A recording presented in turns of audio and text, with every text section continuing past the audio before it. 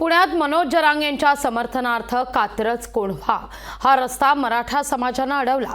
घटनास्थळावरून या सगळ्याचा आढावा घेतला आमचे प्रतिनिधी चंद्रशेखर भांगे।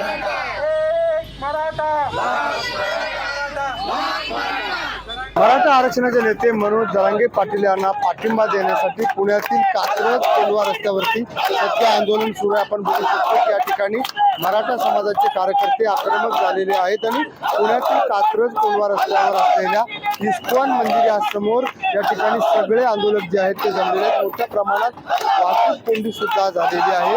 या ठिकाणी आपण बघू शकतो की मनोज जरांगे पाटील यांचं सध्या 7 दिवसापासून उपोषण सुरू आहे आणि या उपोषणाला पाठिंबा म्हणून मनोज जरांगे पाटील यांचे समर्थक सध्या पुण्यातील या कात्रज कोंढवा रस्त्यावरती आलेले आहेत। मोठ्या प्रमाणात या ठिकाणी घोषणाबाजी सुद्धा होत आहे। नंतर मनोज जरांगे पाटील यांची प्रकृती बरी व्हावी आणि सरकारने त्यांच्या मागण्याकडे लक्ष द्यावं, या सगळ्या मागण्यासाठी हे आंदोलक जे आहेत ते आंदोलन करताना दिसत आहेत।